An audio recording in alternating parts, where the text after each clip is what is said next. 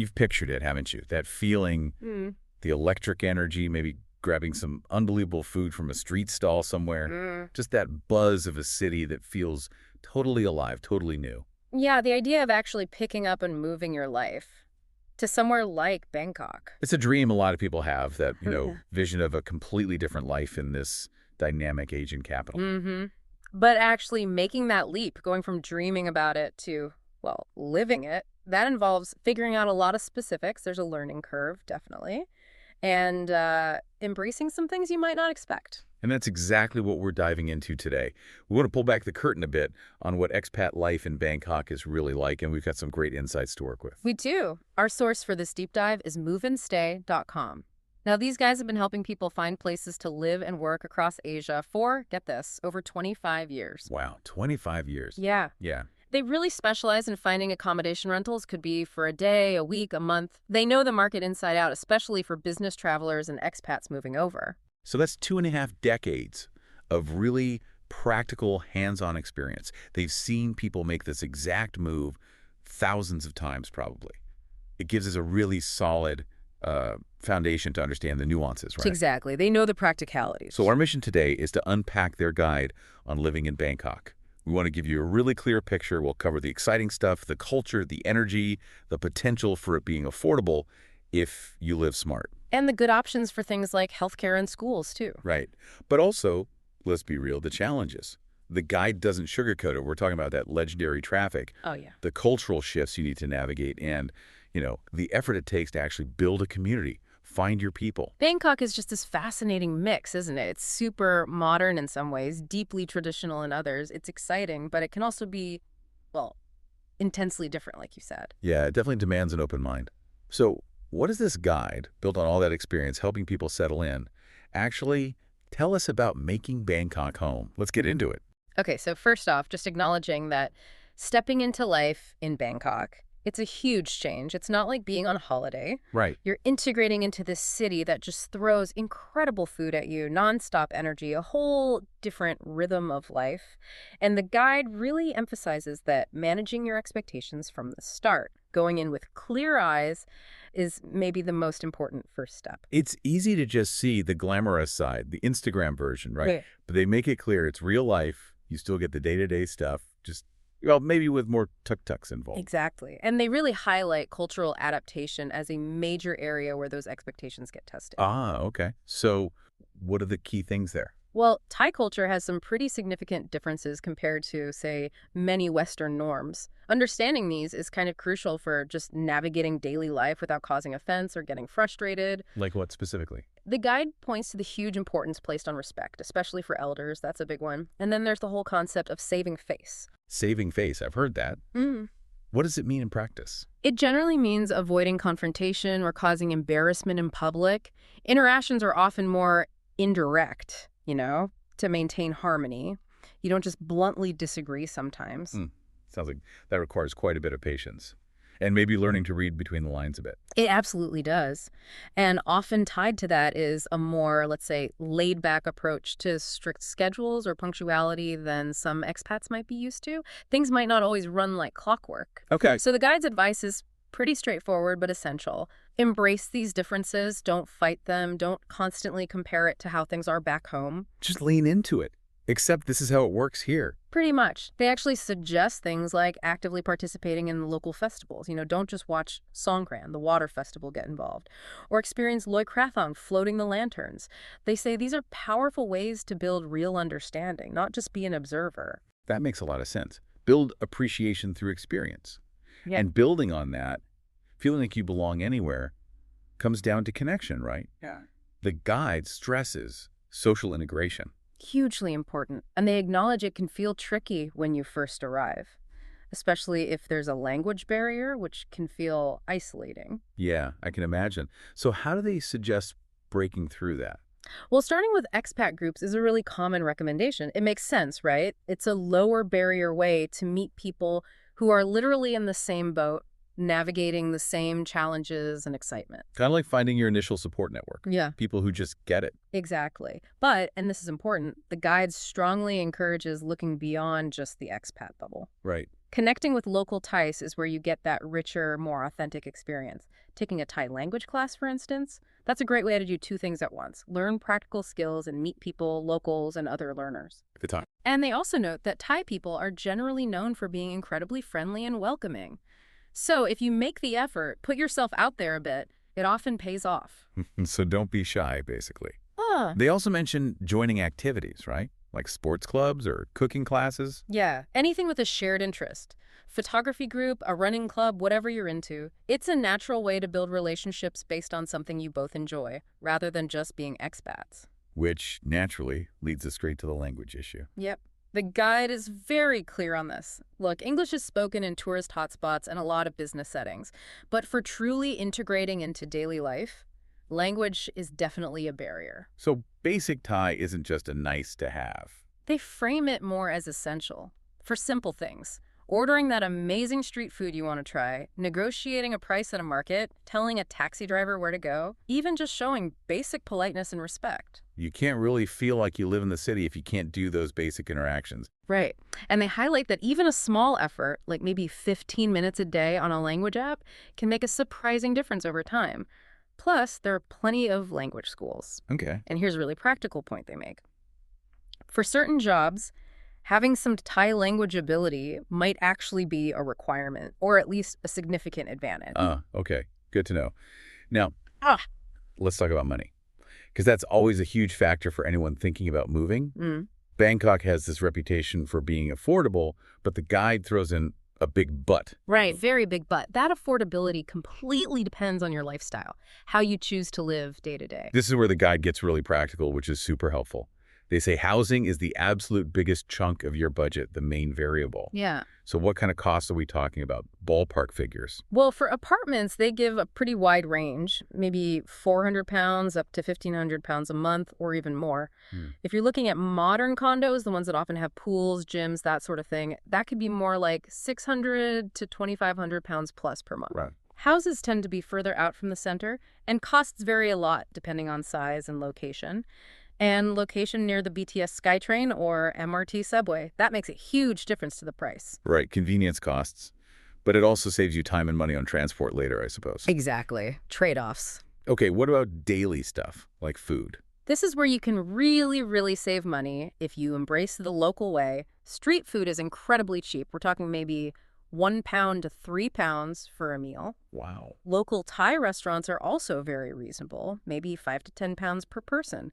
But if you're constantly eating in Western-style restaurants, the guide says prices are pretty comparable to back home, easily £5, £30 or more per person. Ouch. So craving that familiar burger or pizza regularly is going to hit the wallet hard. Very hard. And groceries, kind of a similar story. Local markets are way cheaper than the big supermarkets, especially for fresh produce. But the guide specifically calls out imported goods. Ah, the things you miss from home. Exactly. That specific brand of cheese or coffee or cereal, expect to pay a significant premium for it. Thailand has high import taxes on a lot of these things. It really sounds like trying to perfectly replicate your lifestyle from back home is the fastest route to finding Bangkok expensive. That's precisely the guide's main point here. The key to making it affordable is leaning local. Eat street food often, shop at local markets, use public transport where you can. They also mention high taxes on things like alcohol too, right? Especially imported stuff. Yep.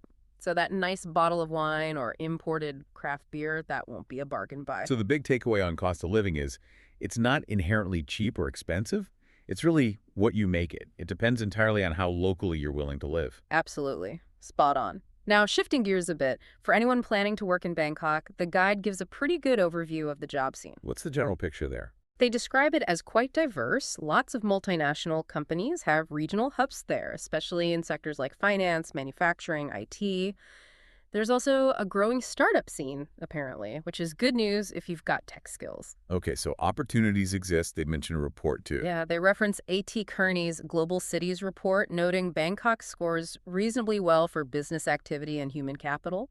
So it's recognized as a significant economic hub. But there's always a but, isn't there? Well, a very strong piece of advice from the guide is this. Try your absolute best to secure a job before you move. Ah, okay. Don't just show up and hope for the best. They strongly advise against that. It's a competitive market. Arriving without a job offer makes everything much harder, especially sorting out the correct visa and work permit. Right, the paperwork. What kind of jobs do expats typically land? Teaching English is definitely highlighted as one of the most common routes. Opportunities are there in international schools, private language academies, even regular Thai schools sometimes. What do you usually need for that? Typically, you'll need a TOEFL certificate that's teaching English as a foreign language and often a bachelor's degree.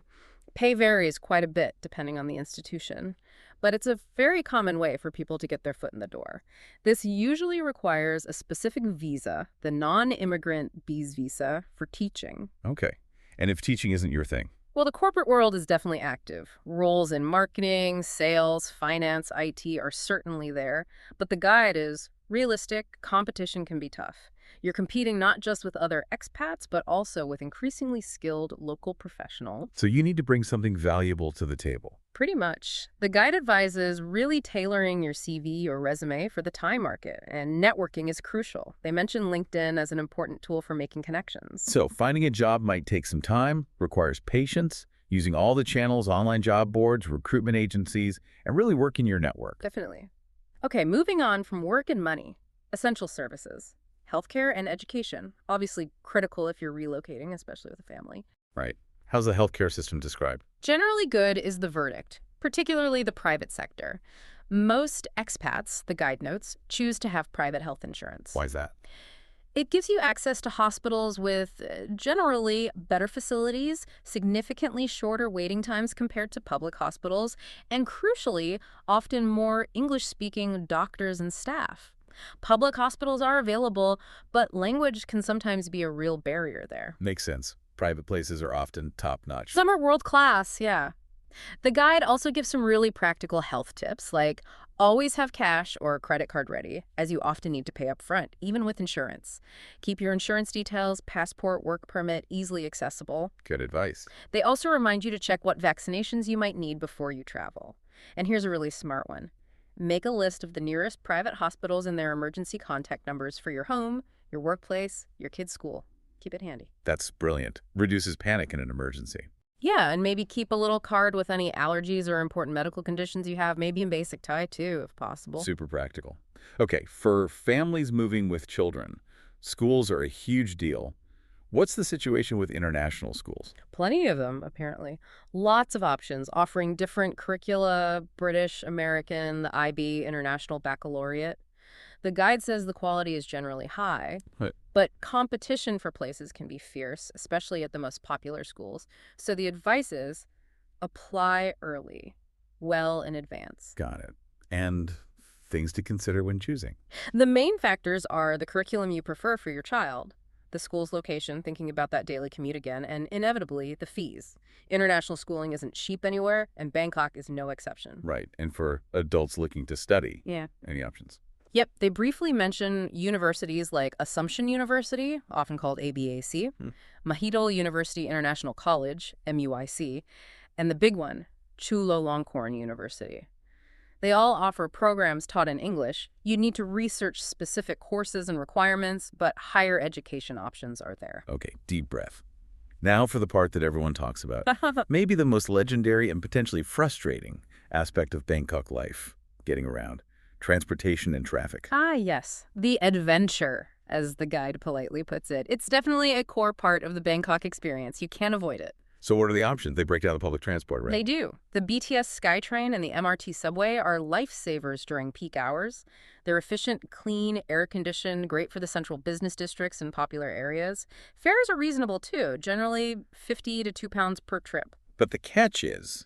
Their coverage is limited. They don't go everywhere by any means. Then you have the buses. They're the cheapest way to get around, like no £1.20 to £1.50 a ride. But they get stuck in the same traffic as everyone else, so they can be incredibly slow. Right. Tax and grab. Widely available, can be convenient. With regular taxis, the golden rule is insist they use the meter. Don't agree to a fixed price. With ride-hailing apps like Grab, prices fluctuate with demand, so expect surge pricing during peak times or rain. A short trip might be £2, £5, longer ones more. And then the more Adventurous options. Uh-huh, yeah. Motorcycle taxis, they weave through stationary traffic like nobody's business, so they're fast. But let's be honest, they carry significant risks. You need to agree on the fare beforehand. Same with tuk-tuks, iconic, fun for short distances maybe, but definitely requires bargaining. And boats. Yeah, the Chao Phraya River express boats and canal boats, they're great for avoiding road traffic along their sporadic routes and quite scenic too, but again, limited network. But the real star of the show here is the traffic itself, the congestion. The guide calls it legendary, brutal during peak hours. It really is. They explain it's just the sheer volume of vehicles, cars, buses, motorcycles combined with the city's layout, road network, bottlenecks. It all adds up. They give an example, don't they? Yeah, a 7-kilometer journey, which isn't far, taking well over an hour during rush hour. That really paints a picture. Definitely underscores the need to plan carefully. Leave lots of extra time for any journey, especially during peak periods. And get creative with routes or transport modes if you can. Maybe combine the MRT with a short motorcycle taxi ride at the end, that sort of thing. The guide actually recommends developing a Zen-like attitude towards it. Honestly, it's probably the best advice. Find ways to use that time stuck in traffic. Listen to podcasts like this one, audiobooks. Practice those Thai phrases you've been learning. Turn your commute into productive time, or at least less frustrating time. They mention other options too, like cycling. Yeah, cycling is becoming more popular, but the guide cautions it's not always the safest option given the traffic conditions. Walking is great, but the heat and humidity can make even short walks challenging. Grab is convenient, but again, traffic and surge pricing. They even include a handy table summarizing the pros and cons of each transport mode. So navigating the city is clearly a strategic exercise. Requires patience, planning, and maybe a good playlist. Absolutely. Now, moving beyond the practical stuff transport, Costs the Guide really emphasizes that embracing the local culture is what makes the difference. It transforms the experience from just living in Bangkok to truly living Bangkok. Going deeper than just being a tourist. Exactly. And they list some fantastic ways to actually get involved. Festivals are huge in Thai culture, and the guide says experiencing them is key. Not just watching, but participating. They specifically mention Songkran, the New Year Water Festival. The massive water fight. Yeah. And Loy Krathong, the beautiful festival of lights with floating lanterns. Also important Buddhist holidays like Visakha Buddha Day. Participating gives you a real connection. And the food, obviously. That comes up again. Always. It's a major draw. The guide reiterates, street food is cheap, it's delicious, it's everywhere, be adventurous, try new things. They also suggest maybe taking a Thai cooking class. Great way to learn, meet people, and understand the ingredients and flavors better. Oh, and appreciate the spice levels. Good tip. Start mild. Mmm. What about arts and entertainment? Thriving scene, apparently. Everything from traditional Thai art and temples to contemporary galleries and museums. Plus, you've got historical sites, amazing rooftop bars, live music venues, traditional Thai dance performances.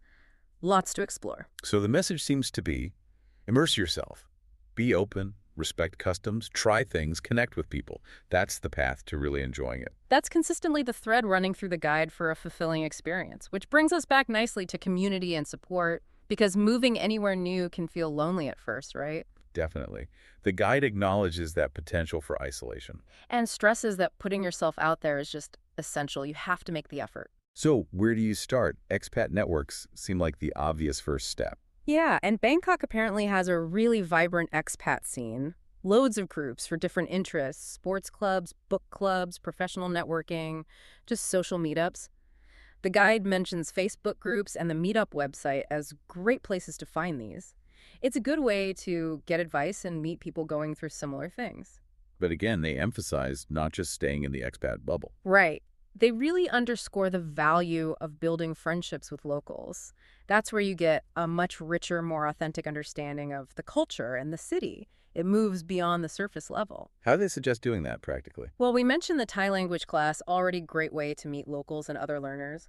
Joining local sports teams or fitness groups like running clubs is another suggestion. Or maybe volunteering for a local charity organization. Activities where you're side by side with Thai people, sharing an interest or a goal. Exactly. And online resources remain useful here too, not just for info, but connecting.